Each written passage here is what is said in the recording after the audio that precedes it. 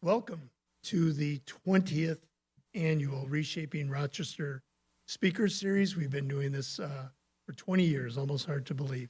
I'm Bill Price. I'm the board president of Community Design Rochester. And this year, our theme for our Reshaping Rochester series is how housing shapes our community. And I'm not sure I have to explain too much why the entire theme is about housing. Would like to tell you a little bit about Community Design Rochester.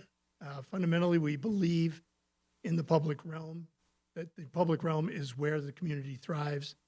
We engage and empower people to design spaces that are vibrant, equitable, and resilient. Our board of directors, most of us are here tonight. It's myself, Miriam Yockel, Stephanie Annunziata, Eugenio Marlin, Adam Bonoski, and Joel Barrett. Thank you, guys. Our staff, our executive director is Dawn Noto. Dawn's here somewhere.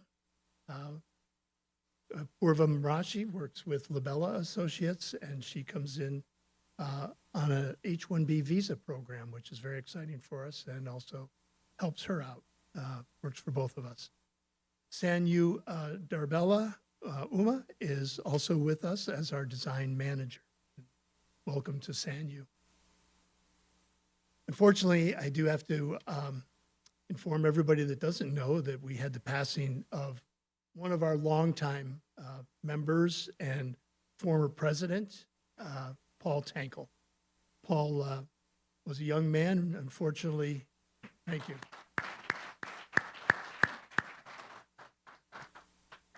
He will be very missed by both our community and his newfound community out in Seattle, where he and Pam moved out there to be with one of their sons and help his family. But Paul was loving life out there, and sorry he couldn't enjoy it a little bit longer. So thank you, Paul.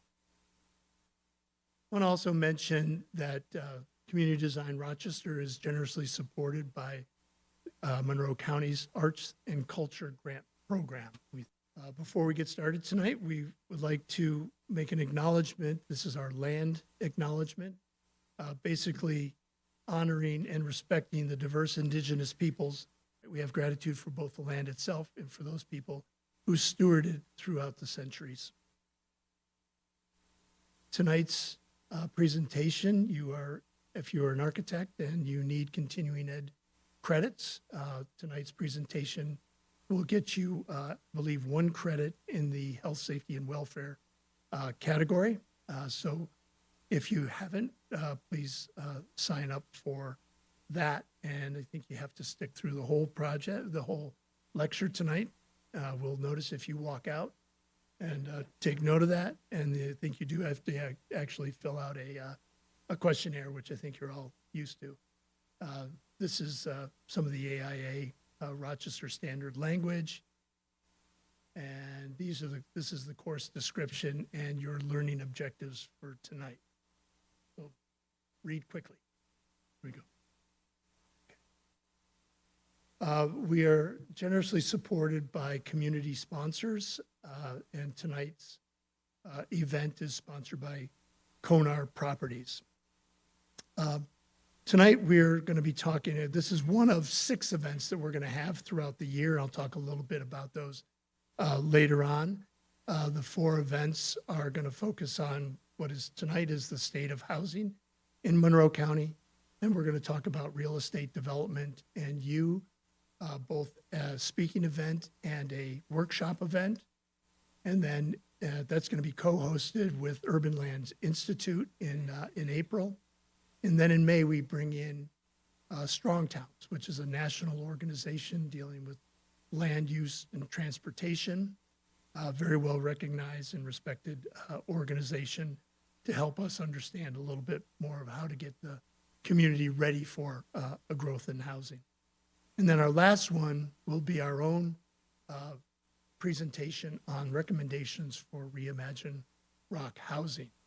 So there's a lot of exciting stuff going on there. In addition to Conar Properties, our other sponsors, our urban sponsors, are Passero Associates and Marathon Engineering. We thank them. Our neighborhood sponsors are Buckingham Costitch, Edge Architecture, Alan is here, welcome. Plan Architecture, Empire Justice, Barb is here tonight, thank you. Canandaigua National Bank, and Labella Associates. Thank you, everyone. Okay, I started a little ahead of schedule on why are we doing this series. This series really follows some work that's been done by Greater Rochester Association of Realtors, and Jim will be up here today. They started with a white paper back in 2023, looking at the challenges facing the housing industry. And they didn't look at it just from a realtor standpoint. They looked at it from the builder standpoint and from the mortgage banker standpoint. So we were looking at financing, building, design, sales, people's ability to own homes, and looking at what the challenges were, because we're clearly up against a crisis in housing. So Greater Rochester Association of Realtors has been a longtime supporter of Community Design Rochester, and we talked about doing a workshop on this topic. And the workshop was held in November, and at that workshop, we had a lot of different disciplines. We had over 60 people, and it was not intended at that point to be open to the general public. It was intended to be all of the disciplines involved in housing. So we got together and we did interdiscipline conversations, and we did intra-discipline conversations. We came up with what the challenges are, what are the big problems, what are the things that we see recurring over and over. And then we all tried to put together some ideas of how to change that. And that's really what this whole series is about. It's how are we going to change the model that we have today, which is slow housing production, low home ownership, costs are rising. How are we going to solve these problems? And hopefully by May, we have a pretty good outline and a framework for us to look at here regional, tailored specifically to Rochester and the Finger Lakes region. So let's kick this whole thing off tonight with a discussion on the state of housing in Monroe County. Where are we starting from? What are we beginning with in the way of housing production, in the way of ownership? What are our demographics looking like, both from an ownership standpoint and from a rental standpoint, so that we can begin to start to chip away at some of the issues, the many issues that are involved. So let me introduce tonight's panel and speakers. First up tonight is going to be Liss. Anna is the director of Monroe County Department of Planning and Economic Development, where she oversees community development, economic planning, and the initiatives that support equitable growth across our community. In addition to her role directing county planning efforts, Anna serves as executive director of the Monroe County Industrial Development Corporation and the Monroe County Industrial Development Agency, helping to advance economic development projects and strengthen neighborhoods and expand housing and job opportunities across Monroe County. Anna grew up in Pittsford, went to the University of Pennsylvania for grad school, graduated from Mendon High School, but has now lived here an additional 15 years since graduating from school. Eric Van Dusen is a community impact manager with ESL Federal Credit Union. He brings decades of experience in community development and housing-related work throughout the Rochester area. In his current role directing community impact efforts for ESL, he focuses on building strong neighborhoods through partnerships, grant initiatives, and community investment programs. Eric's background includes roles with Neighborhood Works Rochester, the Grace Urban Ministries, the Housing Council, and public sector economic development, giving him a broad perspective on the strategies to strengthen housing and neighborhood vitality. Eric grew up in Penn Yan, went to Empire State College, and has now lived in the Rochester area for more than 40 years. Long time. Jim Yockel is CEO of Greater Rochester Association of Realtors, GRAR or GER, whatever you want to call it. We'll use GER, where he works with local stakeholders on housing market trends, residential real estate dynamics, and policy issues affecting buyers and sellers in our region. Under Jim's leadership, GRAR provides data and advocacy on housing availability and affordability, including insights into the challenges of limited inventory and rising prices in the Finger Lakes housing market. I would like to welcome up Anna first. She's going to start things off. Anna?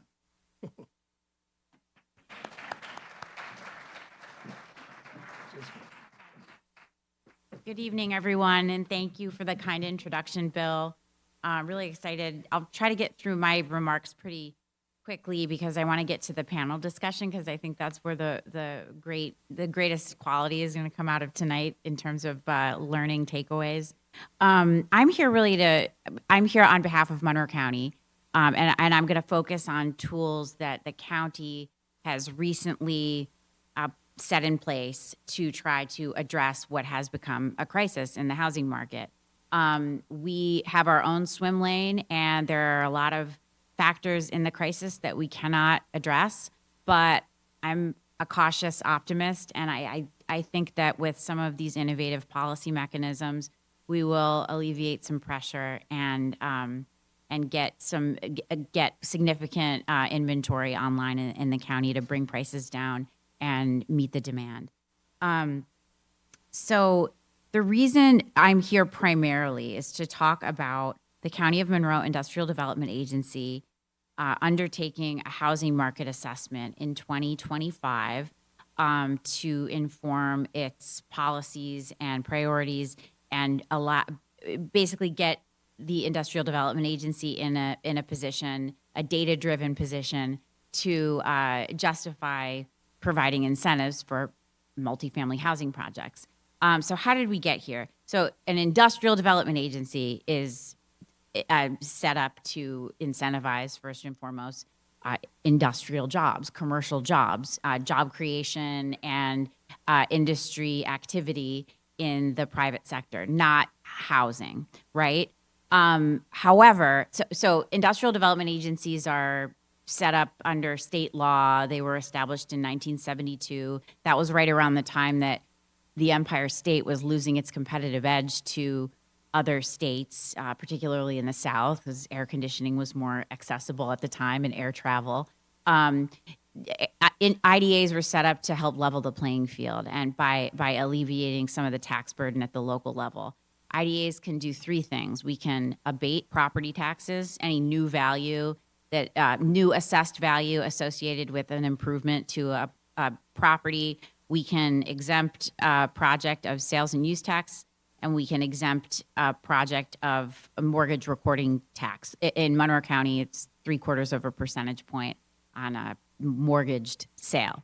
And we are only allowed to work with private for-profit entities. So IDAs are not don't play in the residential single-family home sandbox, right? So we can technically, depending on each local IDA's bylaws and policies and priorities and how their boards are made up, we can provide pilots, payment in lieu of taxes agreements, and our mortgage recording tax and sales and use tax exemptions to private for-profit developers who are developing apartments, rental units.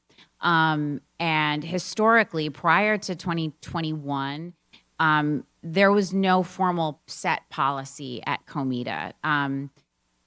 We took projects under consideration on a project-by-project basis, and the fact that we did not have any formal stance on housing came in handy in the 2000s and into the mid-aughts when you saw a lot of the downtown high-rise conversions. So like commercial, I'm thinking about the Metropolitan, what is today the Metropolitan, what it was Chase Tower, the Xerox Tower downtown, which is today Innovation Square.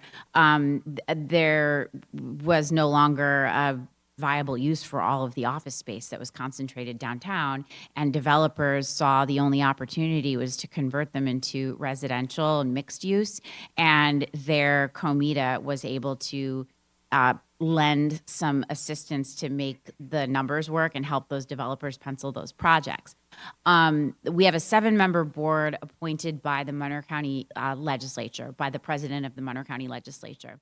And so, some of our work gets a little bit political, and there are 7 members of the board, so there are different opinions, and everybody comes with a different set of priorities and a different set of values.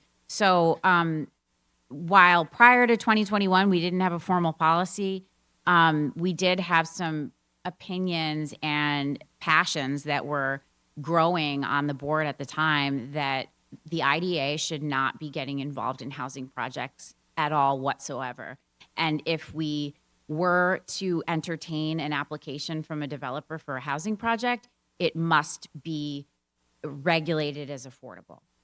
So our board instituted what was first a 10% set-aside requirement for affordability, and then it became a 20% set-aside for up to 60% area median income earners. As you all know, heavily regulated affordable units already have, there are other benefit programs available and tax credit programs available for those types of developments. So we effectively put Comida out of business for housing projects, essentially. And this was right around the time that, as Jim will note later on here this evening, the crisis has been growing since, I think, for over 20 years, since the early 2000s here in Monroe County, but really came to a fever pitch in the pandemic, just before the pandemic, during the pandemic, and then in the aftermath of the pandemic. So at the same time that we had instituted these guardrails, we started to hear from developers and other stakeholders in the community, like, hey, we would really benefit from Comida benefits or from Comida incentives on this project. We can't pencil the project. We can't make it work. The building materials are too expensive. The interest rates are too high. This is going to be really hard for us. And we started to take note and listened. And also myself, along with my colleagues, we participate and we have audiences, and we go to conferences and events with our counterparts statewide, with other industrial development agencies.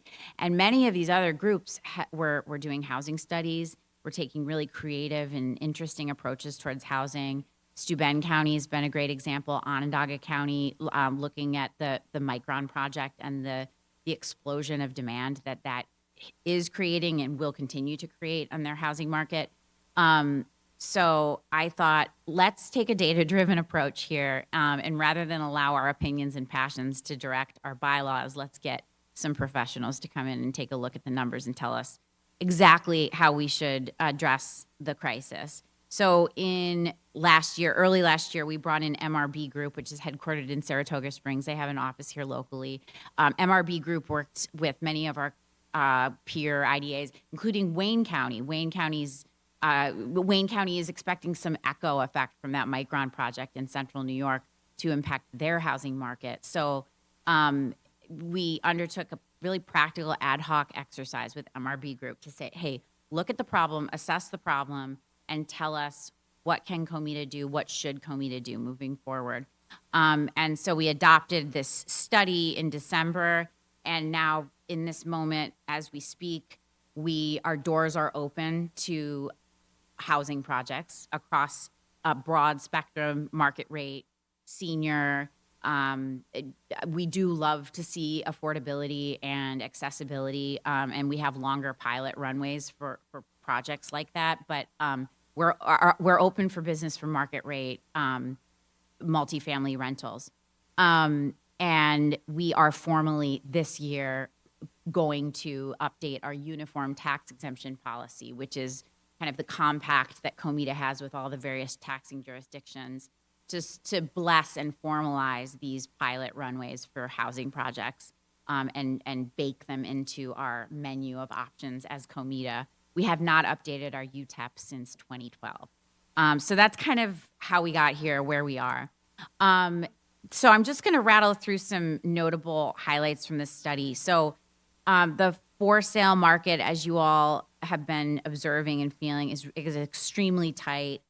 The median, and this is going off of 2024 data, so it's probably even starker today, but the median home sale price in Monroe County in 24 was $251,000, which was up 48% since 2020, only in 4 years. And the county had and continues to have less than a month's worth of housing inventory to meet demand at any given time. Homes were, according to 24 data, selling at 16% over asking price. 45.9, almost 46% of renters are cost burdened. And when you look at homeowners, 21.7% of homeowners in Monroe County are also cost burdened. And you can probably all draw on your own anecdotal experiences to understand that the shortage shows up in real human impacts. Our study showed that there were over 3,700 underhoused seniors in Monroe County, close to 1,300 underhoused young adults in Monroe County, 1,056 unhoused individuals in 2024, which was a 41% increase since 2022. So I could just keep going and going. The housing stock is old. Demographic and economic trends are going to keep the pressure on. And what the study ended up pointing to was that COMITA can provide some targeted intervention in bringing new rental units online that are accessible to that missing middle. There's huge pent-up demand for workforce housing, and it's not being met. And so by instituting affordability requirements, we're turning our backs on the potential to incentivize the creation of units that were affordable to middle income earners, people like you and me, right? So I'll keep going. So we wanted to match the incentives to meet the need. Today, we have introduced 3 different new pilot schedules. There's Housing Plus, Enhanced Housing Plus, and Premier Housing Plus. I didn't come up with the branding, but there's a 10-year, a 13-year, and a 16-year pilot schedules that are available to projects that create housing that is market rate. We're not looking to incentivize luxury, although we're not going to look askance at luxury if it's a component of what is otherwise like an innovative adaptive reuse. Like the Clinton Square project downtown recently got benefits from COMITA, and there are some penthouse units in that project. So, but in any case, our focus is on that missing middle, and then we need to create more inventory for seniors, people living with disabilities, and certainly young adults. And so the idea is if you create more age in place inventory, there are more seniors that are going to be moving into those units and then selling their single family homes, and those single family homes will go on the market for hopefully a price point that is accessible, and the cycle continues. And then in tandem with the COMITA of it all is the Monroe County Land Bank Corporation. Monroe County was late to the game in standing up a land bank. There was a law in New York State that passed in 2011, the Land Bank Act, that authorized any governmental unit enforcing delinquent property taxes to create a land bank there are nonprofits that are created to take control of and redevelop vacant or abandoned properties to better serve the public interest.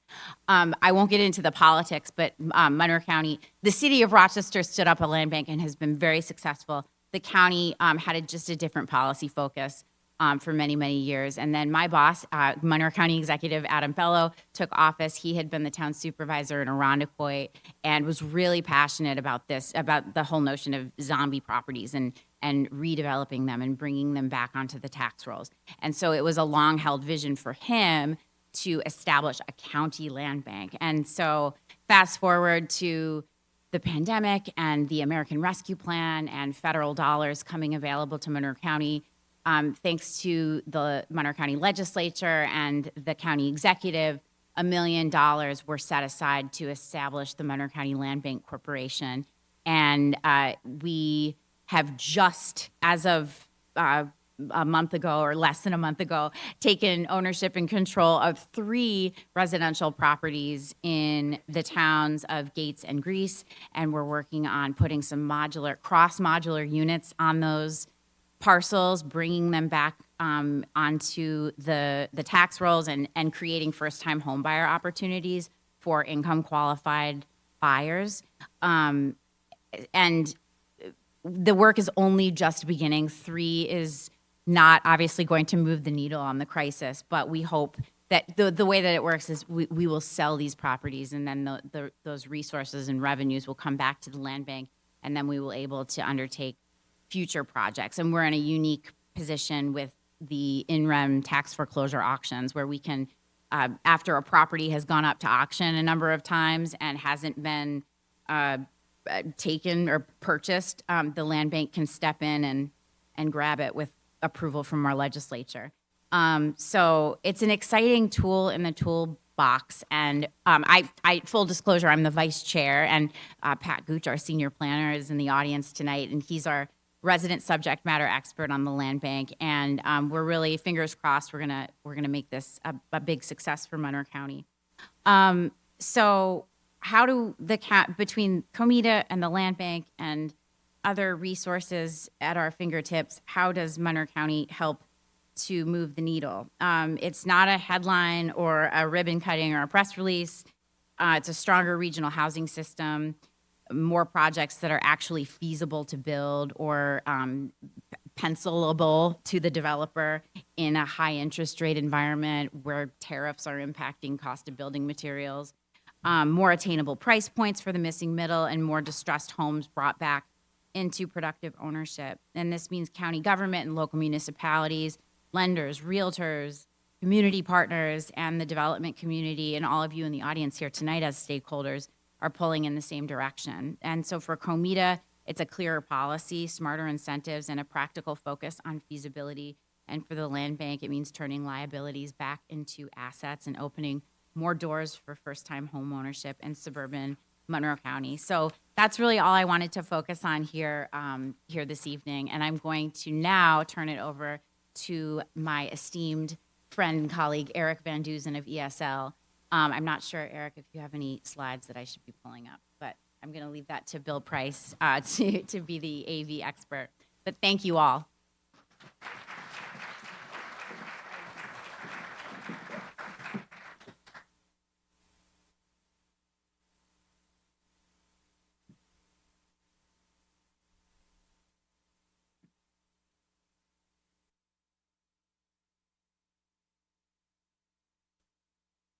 Eric Van Dusen. There you go.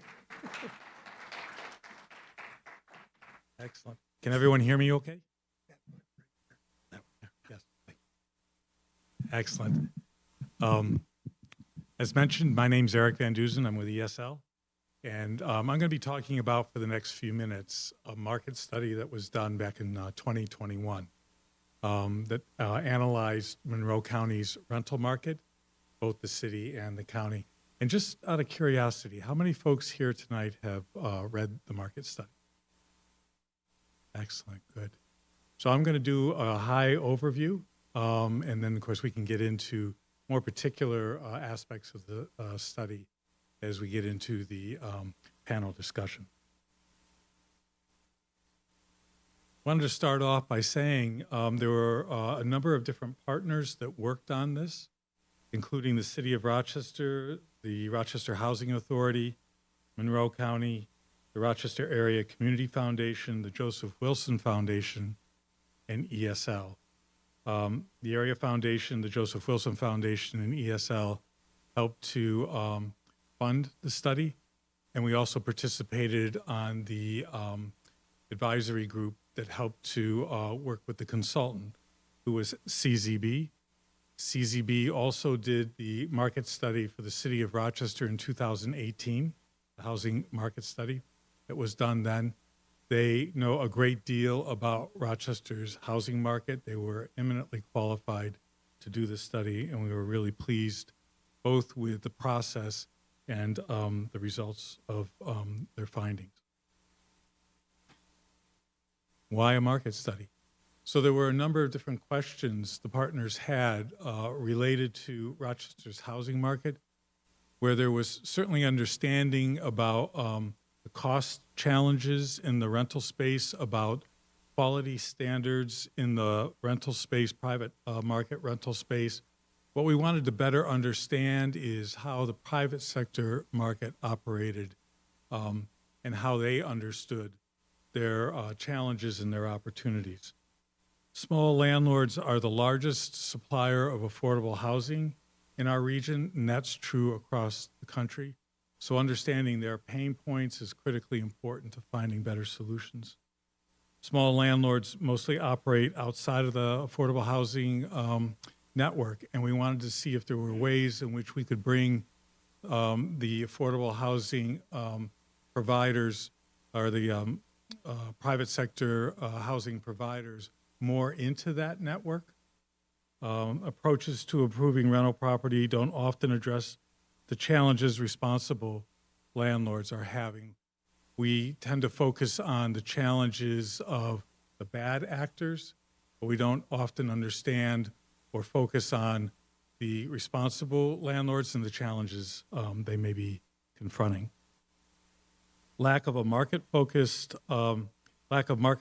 data to better inform policies, strategies, and housing programs at the system level. And so we got a lot of data. I'll be going through a bunch of that in the next few minutes. We also wanted to better understand how to support naturally occurring affordable housing units to maintain housing quality over time. And lastly, we wanted to better understand how the rental market matches and ways to disrupt that where it's problematic. And in fact, this study was all about how the market sorts.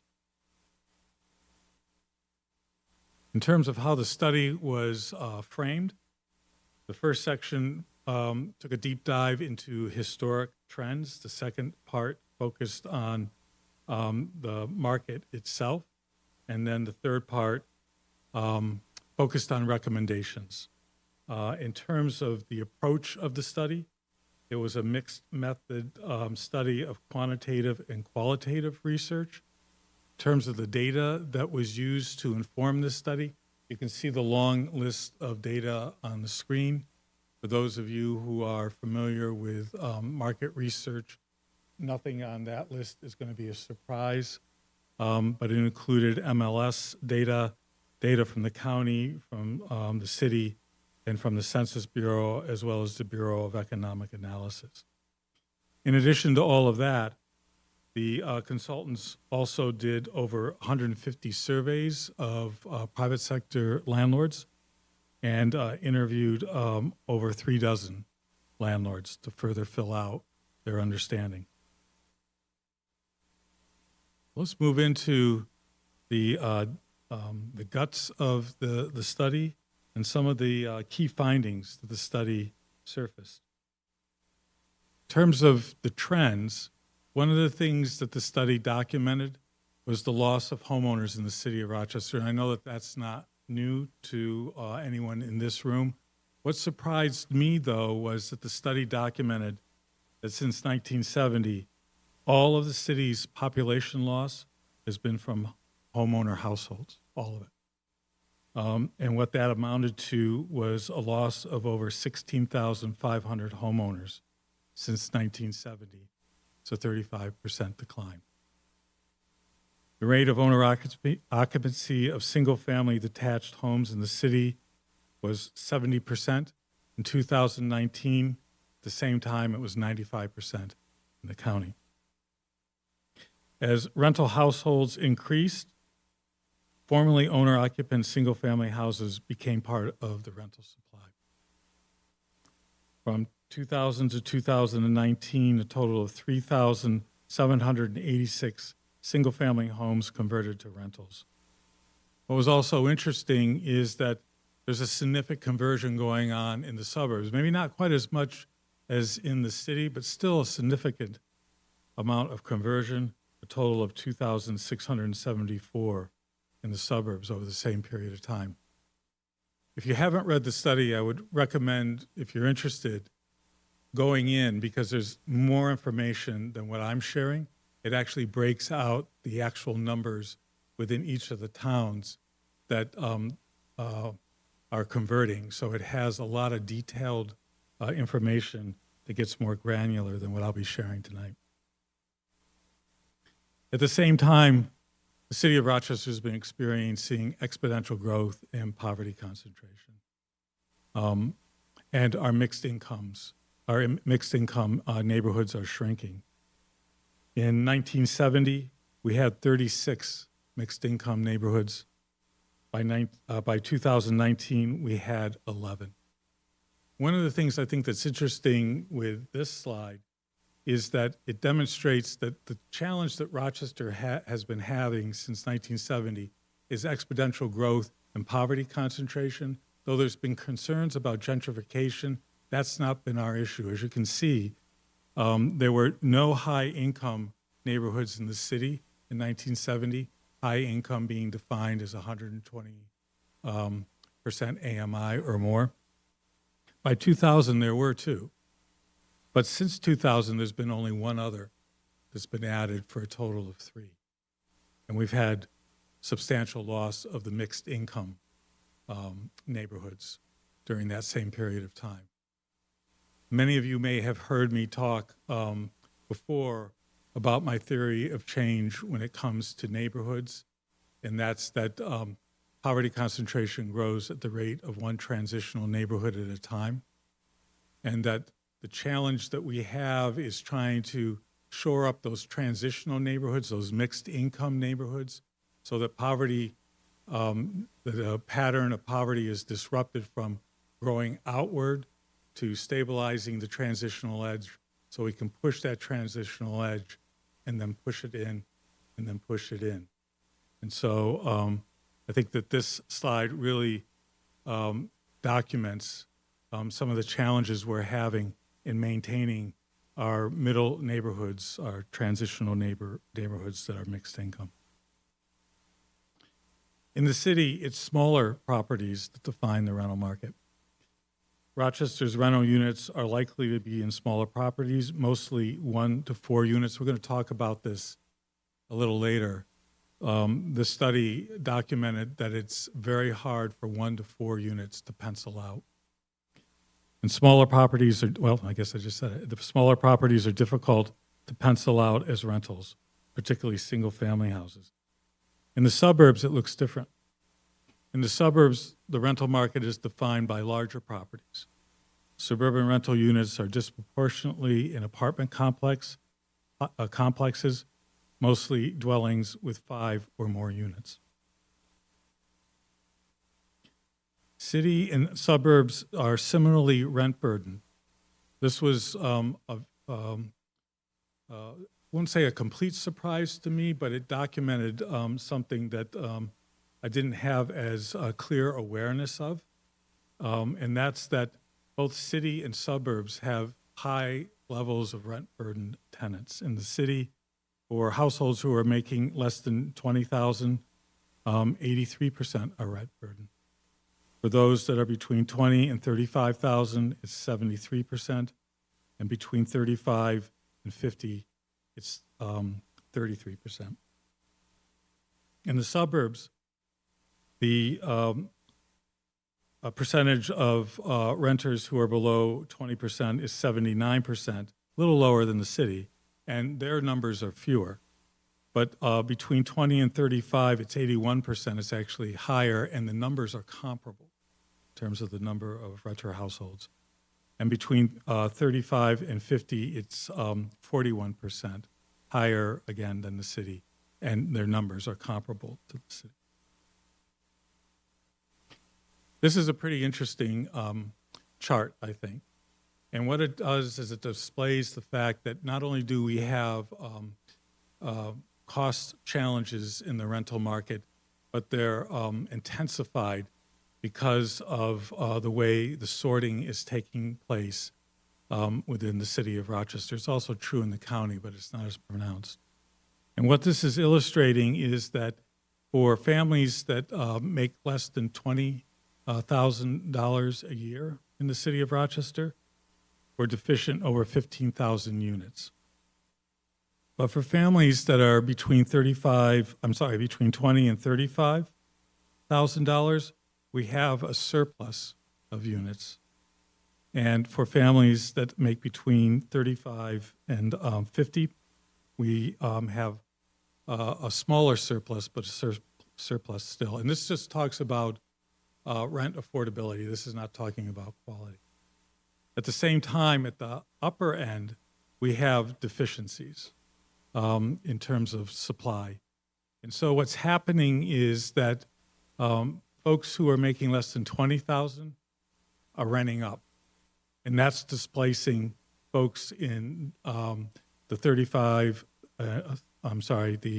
to 35 income bracket renting up, and then the pressure coming from the upper end renting as they rent down, it's putting pressure in the middle. So not only do we have just challenges with affordability in general, because of the mismatching of units and the lack of units, it further intensifies the cost burden for so many tenants, even though in certain areas we have surplus of affordable units.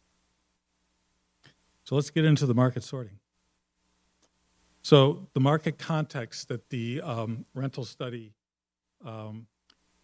framed was understanding a system of A, B, and C to try to understand how the market is sorting itself. And so it started with demand-strong neighborhoods and demand-weak neighborhoods. So demand-strong neighborhoods were categorized as A and B neighborhoods, and demand-soft were C and D.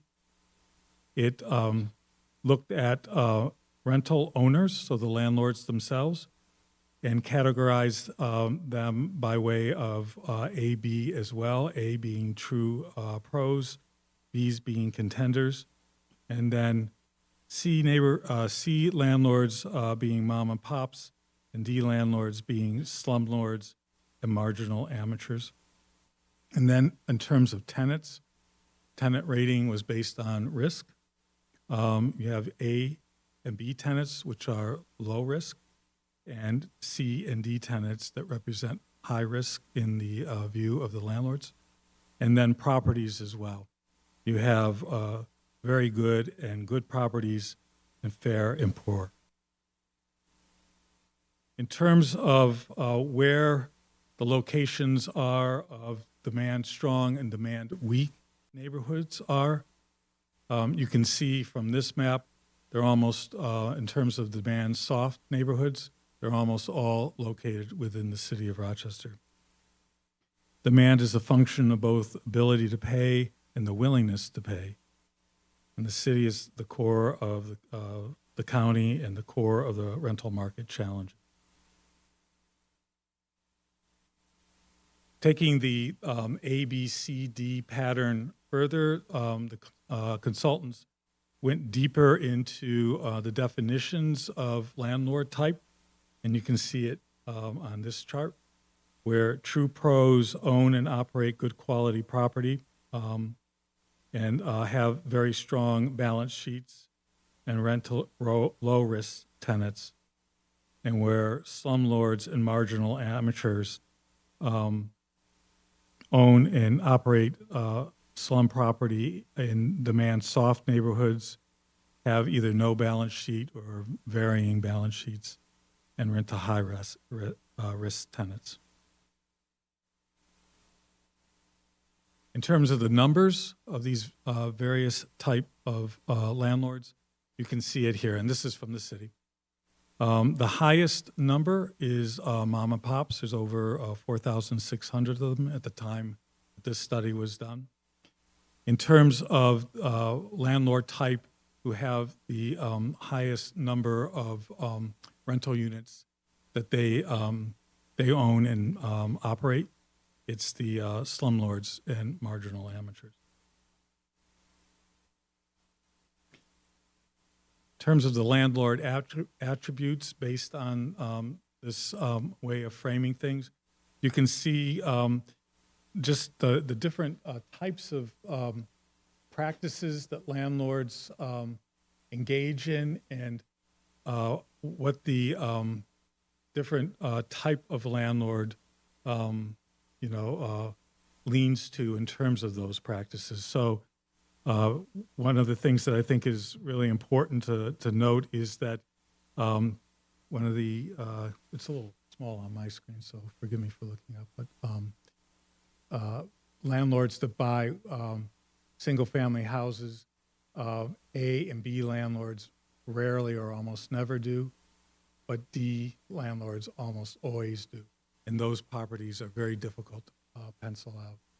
But you can see the different attributes and then the different tendencies across the landlord type. So how does the market sort? This chart really displays that well. A's find A's, D finds D's. So how do we achieve better outcomes? The study focused on trying to rebalance the housing market by trying to disrupt the number of D landlords who enter the market, and to be able to work with D and C tenants so that they can rent better quality units. And so it's increasing the capacity of C and D tenants to rent from higher grade rental owners, thereby boosting the demand for A and B rental properties, and depriving D landlords in particular of the large market to which they have grown accustomed. So what do responsible rental owners need in order to consider renting to D and C tenants? What the study identified was the four assurances: the assurance of affordability, the assurance of on-time payment, the assurance of no damage, and the assurance of departure on demand. So responsible landlords will want to make sure that the tenants they rent to can afford the unit, will pay on time, and will not damage the unit, and will depart at the conclusion of a lease if not renewed.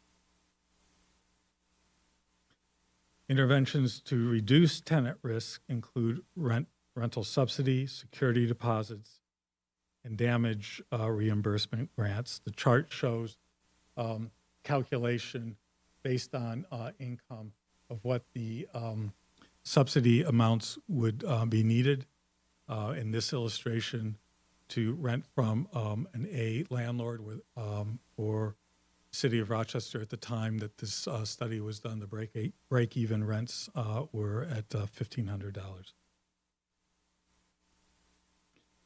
And beyond just rental subsidy and security deposits, though, tenants are going to need additional support. They're going to need credit repair support. They're going to need financial literacy education. They're going to need emergency funds. They're going to need employment assistance. One of the things that the study mentioned is that although we focus on the rents as we should, the challenge is that we have too many tenants in our community who just can't afford any rent. And that's an income issue more than it is a rent issue. And in terms of too many landlords, one of the recommendations that the consultants focused on was the use of the land bank.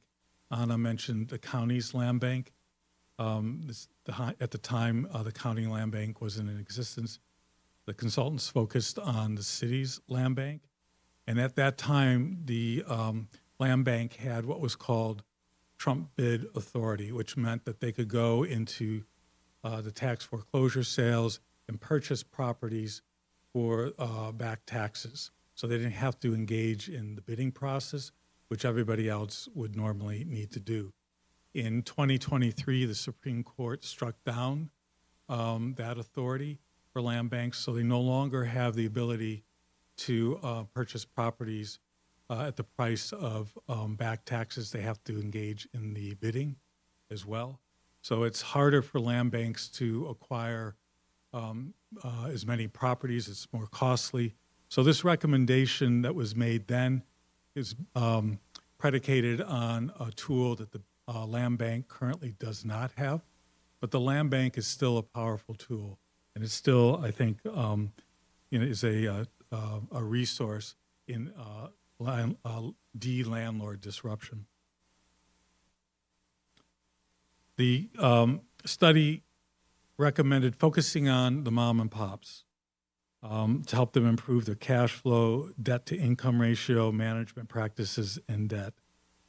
Helping mom and pops to improve their business practices to then increase their number of units they manage is a promising strategy to decrease the number of landlords in the housing market. This slide shows where mom and pops are located, and it also shows mom and pops in C areas. So the study recommended not only focusing on mom and pops, but focusing on C areas. Like I had mentioned earlier about the loss of mixed income neighborhoods, one of the ways to disrupt landlords entering our market is to have fewer neighborhoods. And so this strategy was focusing on where the mom and pops were and where the C areas are located, and trying to target those areas for this intervention. In terms of the numbers of mom and pops in the various neighborhood types, you can see that in those C neighborhoods, they represent 33%, whereas in the D neighborhoods, they're 24%. And where the in C neighborhoods, the slumlords and the marginal amateurs are over half of over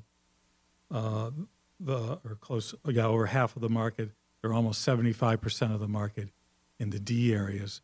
So trying to expand the number of C landlords, in mom and pop landlords at the C areas has more of an opportunity to have impact sooner.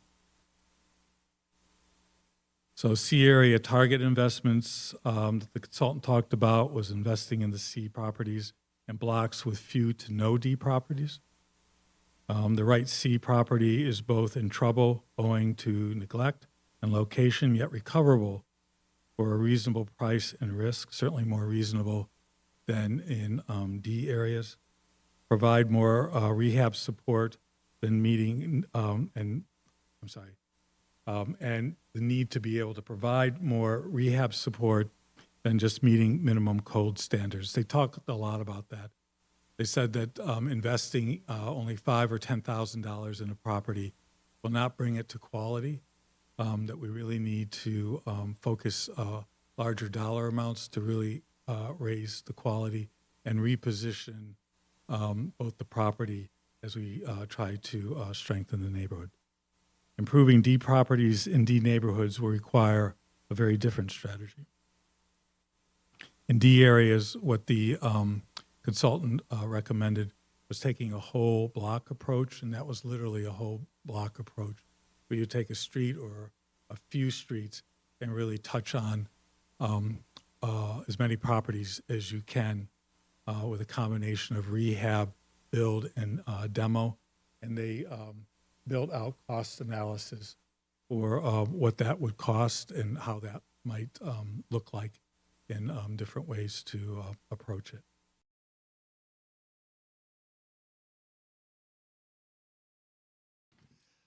So, Jim, I wanted to start this by asking you. You started this.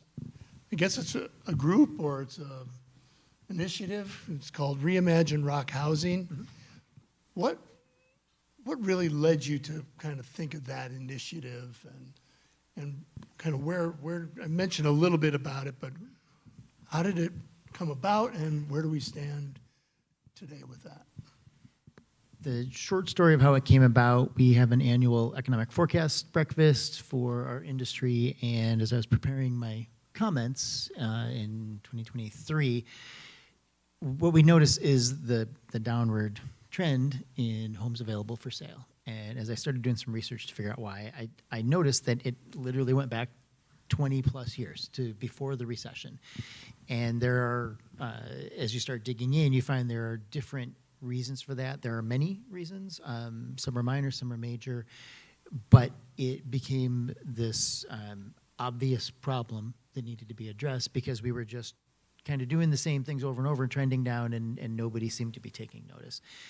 And as I did the research, I was finding out, okay, so there's 4 or 5 kind of significant trends that aren't going to change themselves. We have to do it. So we got together with the home builders, the mortgage bankers, who we work very closely with always, and they're the co-sponsors of this event. And we said, let's talk about this. So we put together the white paper, kind of put out some ideas. There's a lot of inputs. They're going to need a lot of solutions. And you don't solve something that has 10 or 12 pieces contributing to it with one solution. So we figured we need 10 or 12. So we started identifying what they are and have been sharing that message ever since. That is, this is what we've kind of been working on. This is what we had the workshop for in November, and really brought in a much broader cross-section of disciplines and professions involved in housing. Certainly the lending, the building, the supplying, all, recognize the problem, but there's more involved. And I think the interesting thing is how the ideas were generated and some of the recommendations, and how those are being turned into some policy ideas. And that's, really what we're gonna try to focus on in our June presentation. I wanted to go back real quick, and just for the audience, this industry is no stranger to jargon and stuff that people probably don't understand. So I'm going to ask you guys a couple of questions. Anna, for you, what does AMI stand for?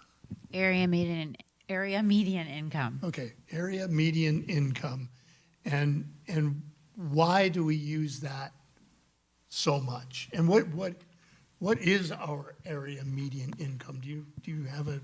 I don't have kind of the a exact number some figure? offhand. I don't know, Eric. Do you know AMI right now? It's like in the 60s, right? It is in the yeah. 60s. Okay. And is that for a family of 4, or is that for a household? Family of 4. Okay, Yeah. so 60,000 annual income Thereabouts. is roughly. Okay. And the why is that your ability to afford a home and other things is all predicated on your income. So federal programs like Community Development Block Grant, et cetera, is all predicated on the AMI figures as they pertain to different jurisdictions. And you said another word in there, which is affordability. What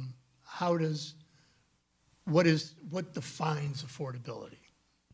The technical HUD standard, U.S. Department of Housing and Urban Development, is you should be spending no more than 30% of your income on housing. And as I pointed out in my remarks earlier, close to half of our community is paying more than 30%. And does that go across, I think I heard it in there, does that go across people who rent and people that own their Yes. homes? Yes. So, okay, so that's where the term cost burden comes in. When you're spending more than 30% of your income, you are cost burdened, and that has all kinds of implications. Okay. The last one that we've mentioned a few times tonight is missing middle. Now, what is missing middle? So I can take a stab at this, and then I'm going to look at my much smarter friends here on either side of me to flesh this out. But missing middle, technically, what we look at is income earners of between 80% and 120% of area median income. So really our average income earners, I think about teachers and police officers and just average people, working people, and they're priced out of the housing market. So programs like Section 8, you're looking at extreme poverty. And obviously that market needs to be served, but we call it the missing middle. The middle is all here amongst us, in our midst here tonight, but is severely underserved by the housing market, and the market is underbuilt and not accommodating the demand from middle income earners, up to 120% of the area median income. So whatever is 60 some odd $1,000 plus. So think about like $100,000 income earning household can't afford a decent place to live. Okay. And I think from a designer's standpoint, the missing middle product is something between the single family detached home and the greater than 20 unit apartment complex. Probably in the suburbs you would see apartment projects that are 60 to 120 units. And then you've got a lot of cul-de-sac subdivisions and really no other housing products in between. Now in the city, and up until the 1940s or so, we probably built a lot of variety of housing which could serve that missing middle owner or renter and owner together, but we haven't been building those products for many, many years.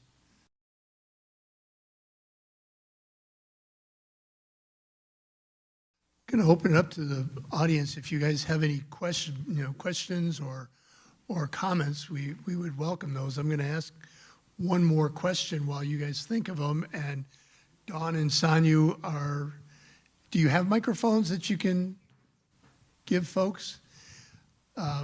While you're thinking, I just wanted to kind of ask Jim a little bit. We have some data and some things that we know that we kind of agree on, but we'd like to know what you guys think. What is the first step? What is the first task, the most burning thing that we need to do? And I think some of the data that we can agree on is that this comes out of your study, Anna, is our population is going to remain the same or slightly decline in the next 6 to 10 years. But the number of households is increasing. So meaning our household sizes are getting smaller, but we have more need for housing because even though population isn't going up, households are increasing. Our aging baby boomers, we're increasing. The number of boomers are increasing. So that housing product to satisfy that market needs to be addressed. And jobs are increasing on a good news basis, possibly another 13,000 jobs here in the next five years between now and 2029. So we know that we need to increase housing production. We need to encourage the sale of existing homes from boomers to the next generation, their kids or other families. We know that construction costs and interest costs are too high. Those costs are because of regulations. They're because of material and labor costs, interest, traditional building methods. We got to look at different building.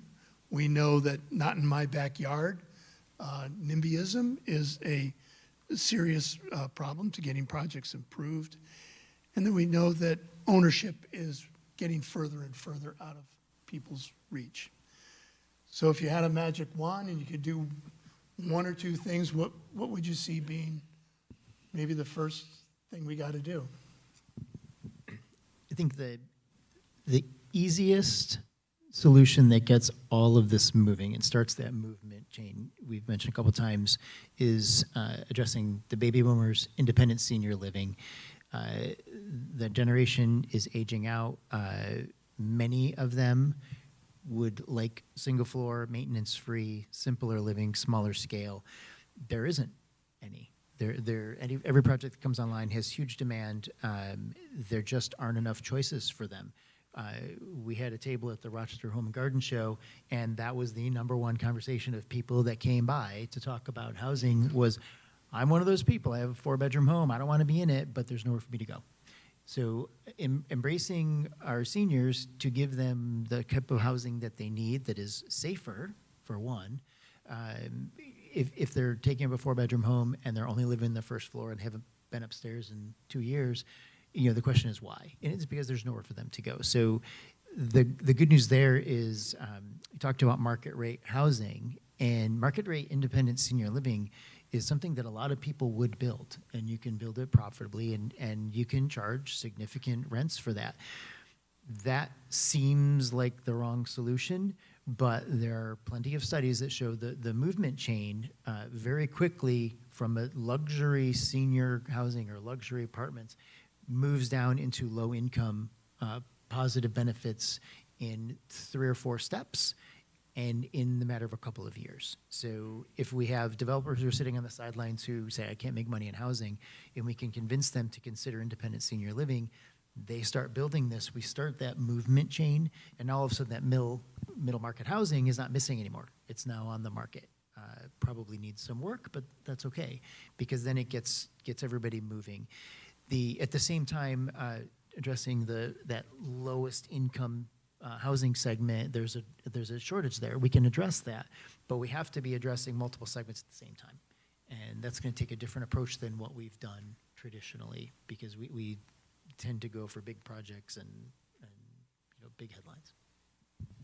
Anna, can you think of one thing, whether it's your personal opinion or your professional opinion? Absolutely. As a corollary to what Jim was just saying, it's all connected.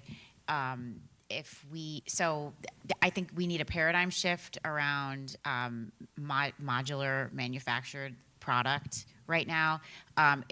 These are not trailer homes. These are beautiful, nicer than the single family, in many cases nicer than the single family homes that many of us in this room might occupy. The land bank's working with Cook Properties locally, and some product being manufactured by there's a company called Champion Homes. These are beautiful beautiful homes that I think we need to educate and shift the opinion at the local planning, zoning level, and in the NIMBY pockets, shift their opinions with education on what's out there right now. These are homes that are being manufactured in controlled environments, and costs are kept under control, and just really innovative concept. And I think we need to change our local codes to be more amenable to that particular kind of product. And then secondarily to that, but also kind of primarily, the utility problem. We don't really have enough power to address the demand. We didn't even get into that here tonight, but we don't have the power, the electricity. And can I just add that factory-built homes are perfect for infill development in the city, in village centers where there's smaller lots. They really are something that have to be part of the solution. Eric? Boy, there's nothing left for me. I think it's been covered. I totally agree with what Anna and Jim said, and I would just, underscore the need for a multiple approach to this issue. I think that gap analysis shows the complexity of the challenges and the fact that we need the middle income housing, and that actually, based on that gap analysis, that middle income housing not only is helping with workforce housing and starter homes and those kinds of things, it's providing housing, taking the pressure off the the movement down to allow for more units available for more moderate and lower income renters at the same time. So the strategy at both ends, meeting in the middle in a different way, I think is the way I would frame it. Is there any questions from the audience? There's one back there, Tom.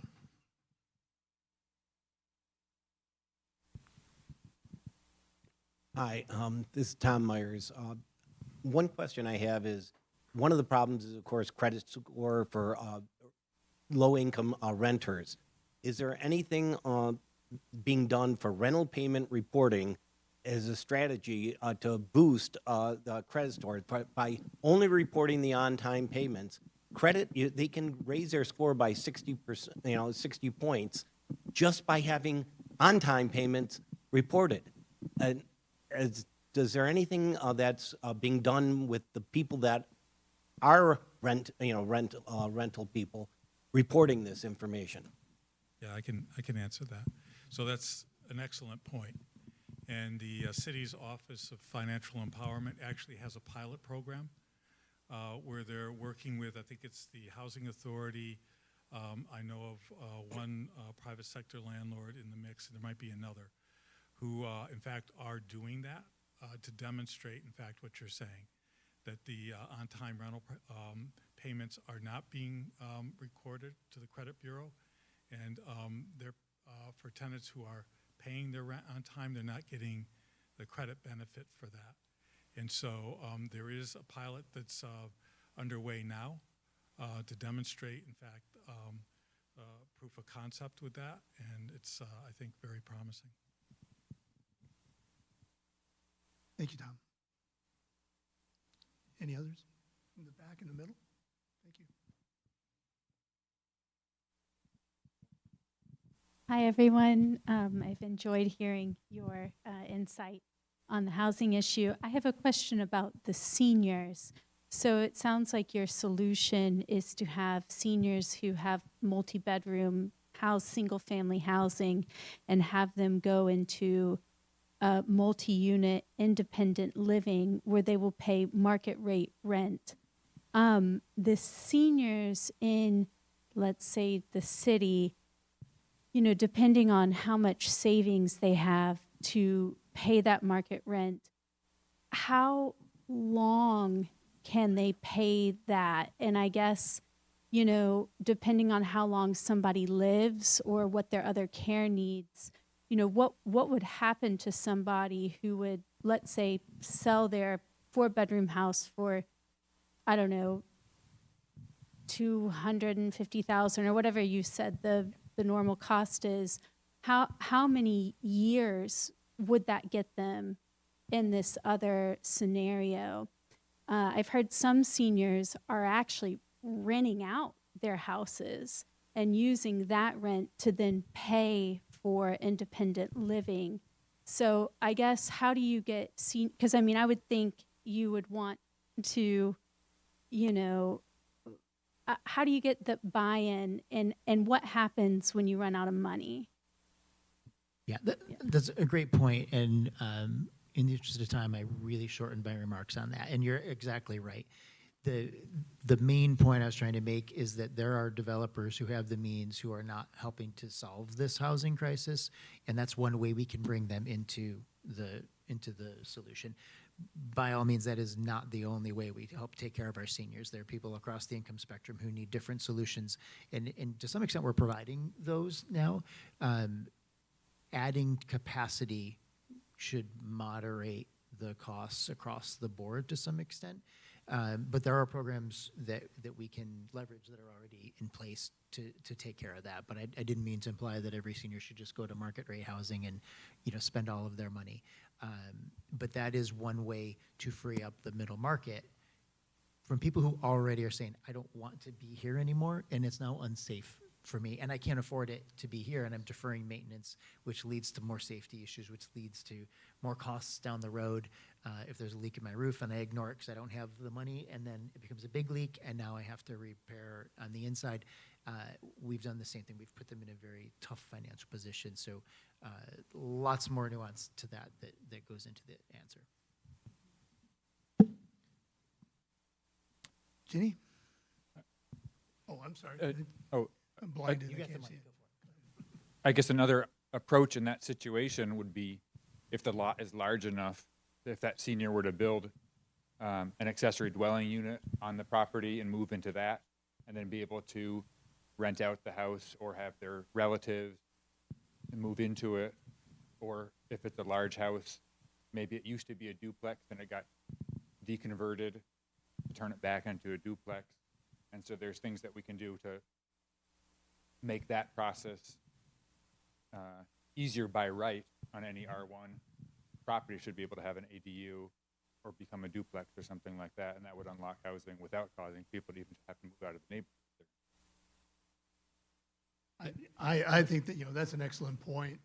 I think, we're going down the road of the recommendations with regard to zoning in this to try and eliminate detached single-family exclusive housing zoning districts.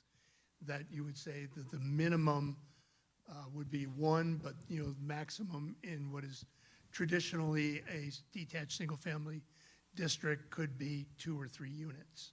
So in addition to an ADU, which typically is something that you do rent out, or you live in and you rent out the original home, allowing for 2 and 3 units could mean that those would be fee simple for sale products on what is today, say 100 or 125 foot wide lot, in a residential subdivision. So that's an excellent point. And all of these products need to be looked at to help solve the problem. It's not going to be one housing product is going to put all seniors in one place and free up those 3 and 4 bedroom places for others to move into, and then others are allowed to move into their places.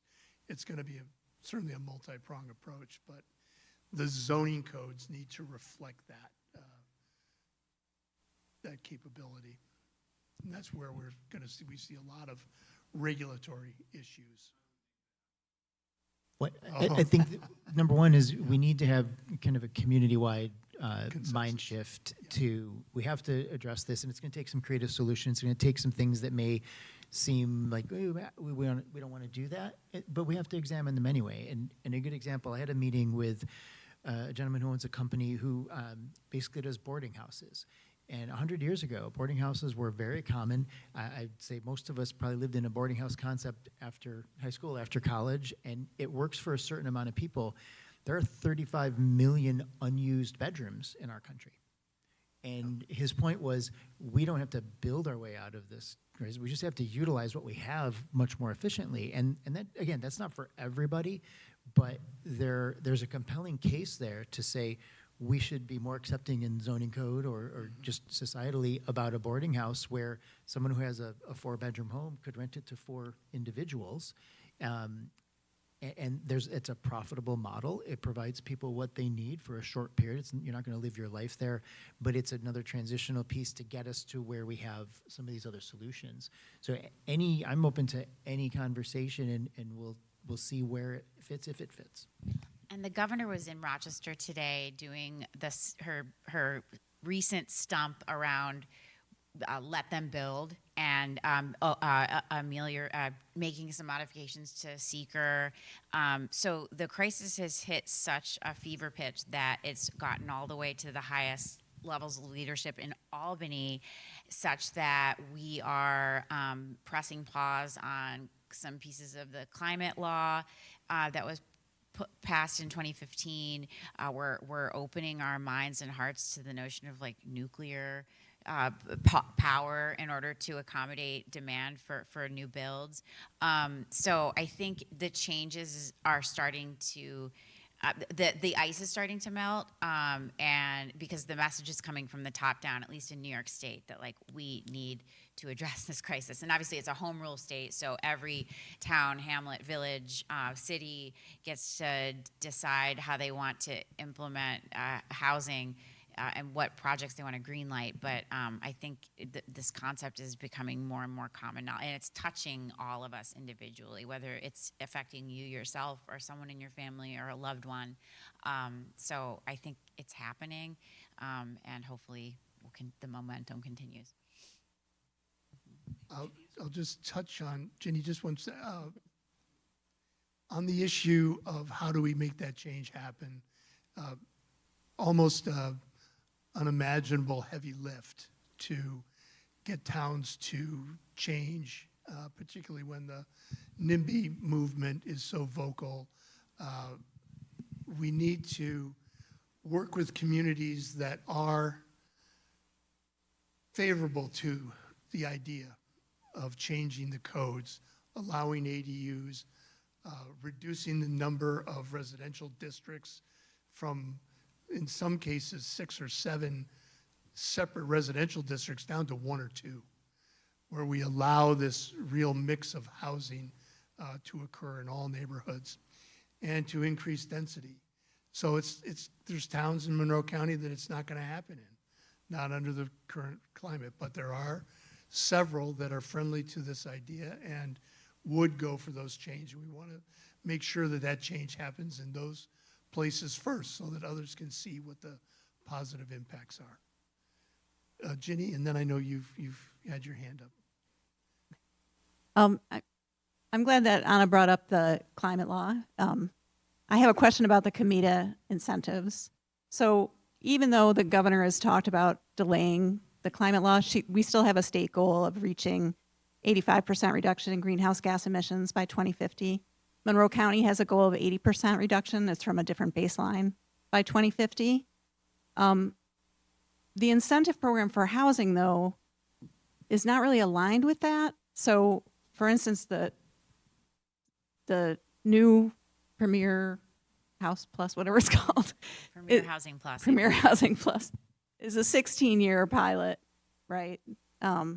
So that would take, if somebody built this year, that would take them to 2042, which is only 8 years from this goal. But we're not really requiring them to align themselves, requiring these projects to align themselves with the climate goals that we have as a county and a state.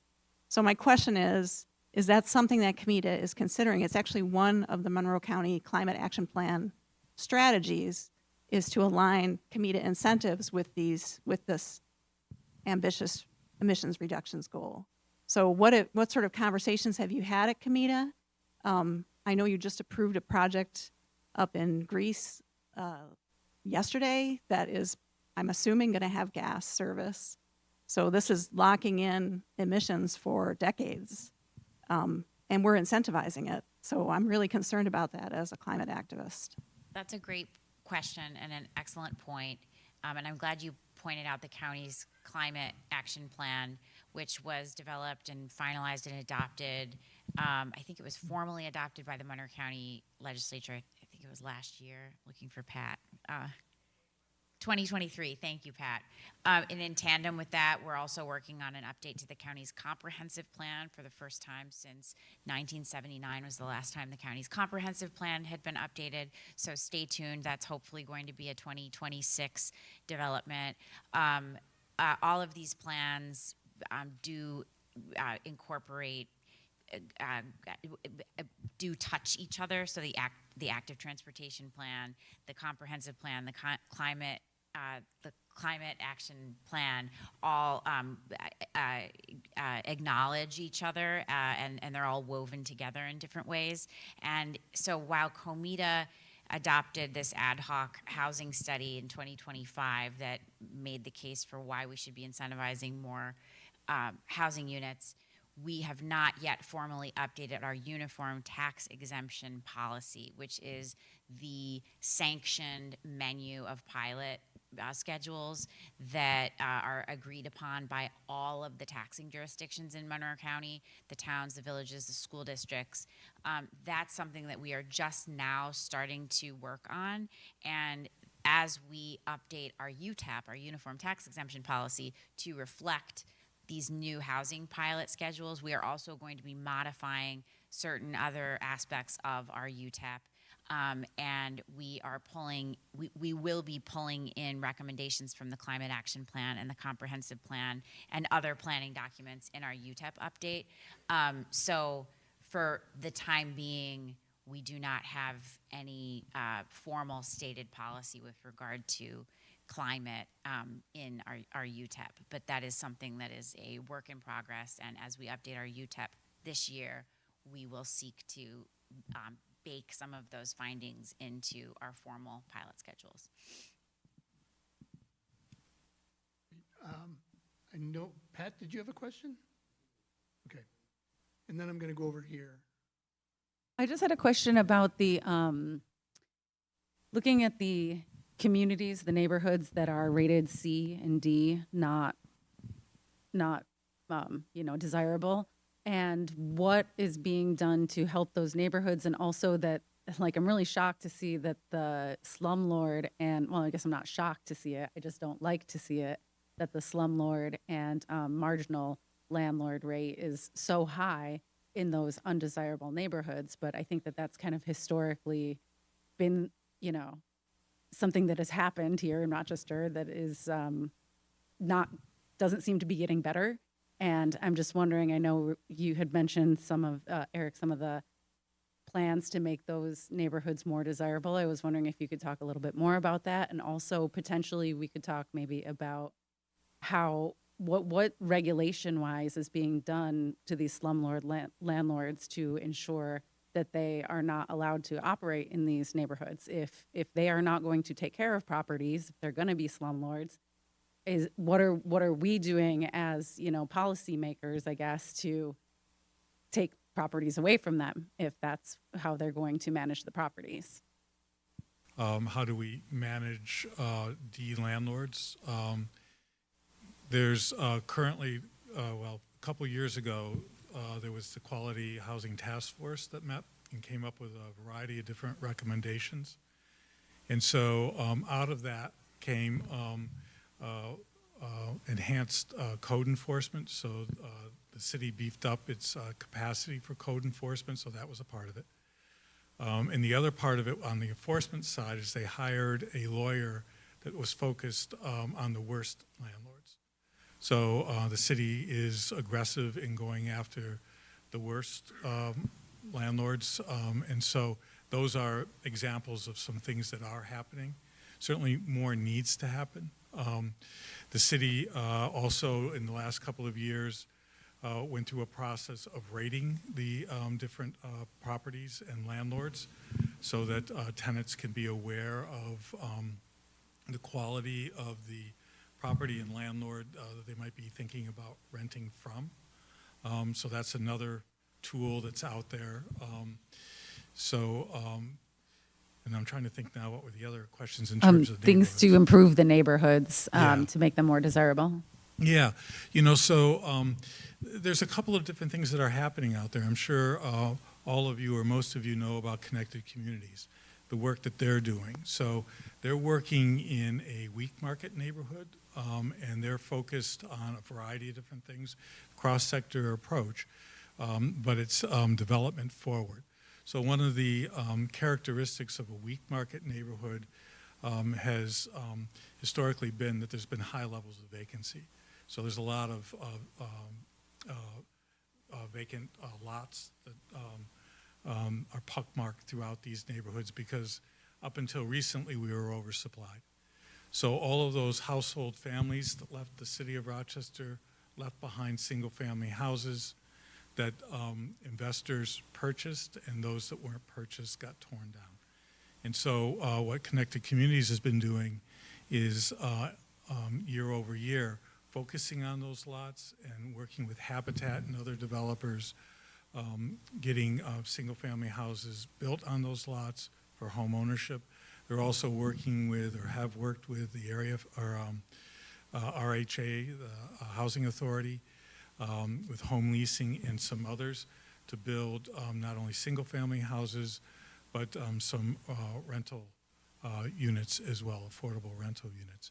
So that's one example of an approach that's trying to strengthen a weak market neighborhood. They're also focusing on block club organizing. They're focusing on the neighborhood school. They're focusing on health and wellness. There's an initiative in the 19th Ward, which is more of a transitional neighborhood approach that is focusing on home ownership, financial wellness in the commercial corridor, which is Thurston in the 19th Ward. And so that's, there isn't as many vacant lots in the 19th Ward, so it's not going to be an approach that's going to be build heavy in the same way that Connected Communities is, but it's really focusing on trying to preserve the number of owner occupants that are there. One of the things that's interesting, we talked about senior housing. In the 19th Ward, 31% of all the homeowners are over the age of 65, and 25% of the homeowners between 55 and 65, or 25% of the homeowners are between 55 and 65. So the majority of the homeowners in the 19th Ward are over 55. And so finding strategies both to, you know, if folks want to age in place to be able to do that, but also when they no longer are living in that house, to make sure that that house converts to another owner occupant is part of the strategy of some of that initiative. So there's those things that are going on. So, you know, there's a variety of different ways, I think, to approach it. I think it needs to be approached based on the neighborhood type. In transitional neighborhoods, when I was at NeighborWorks Rochester, we had what we called the Healthy Blocks program. That focused on transitional neighborhoods. One of the transitional neighborhoods was the Triangle. Back when the Triangle was a transitional neighborhood, it's now more stable leaning. So there's been these different initiatives. So yeah, I don't know if that helps to answer the question. It does. Thank you. I guess also just wondering if there are any like tax incentives or grants or anything like that for revitalizing those neighborhoods as well. Well, there certainly are grants that, you know, are underwritten both in terms of building affordable housing, which is going on. So the city brings on between 200 and 300 affordable housing units every year. Obviously, it's not enough, but there is that development that's going on. So there is that investment that takes place. There's grants that are available to be able to fix up houses, and so foundations like ESL provides grant funds for those kinds of programs through those organizations that administer them. There are programs that are available to be able to do energy upgrades as well through Empower. So there's a lot of work in that way that's going on. So there are resources. Sadly, the need is bigger than the number of resources that are available, but it's not as though there isn't any resources. And so, you know, hopefully with more strategic focus and really focusing in on tactics like focusing on mom and pops in C neighborhoods and focusing on streets, for example, that might not have as many Ds, but really try to bring up the Cs to strengthen the neighborhood. Those kinds of approaches, you know, I think can help and improve and add to what's currently going on. Thank Folks, you. I apologize, but we are about 8:15. We do have limits on our time here in this room. I know, Pat, you had a question. Sir, you had a question. Please feel free to stick around and talk with us for a moment. But thank you, everybody. We have one more raffle prize. You get to pick it and tell us who it is. Tell us the number. This is for the baseball tickets. Red Wings? 44-11193.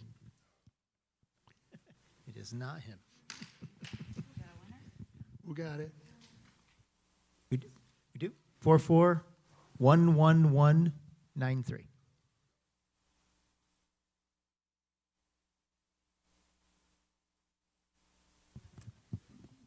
A couple people did leave. We might have to pick another one. All right. Pick another Time's up. one. 44-11239. Well, wait a minute. You might be close enough. All right, well done. Yay, congratulations. Okay, thank you, everybody. Thank you, Anna. Thank you, Jim. I'm sorry, Eric, thank you. Thank you all. Appreciate it. Come back on April 28th. We'll be talking about real estate development and talking about the process of becoming a real estate developer and helping us build out of this housing crisis. We'll also have a workshop on April 29th, the day after. Thank you, everyone.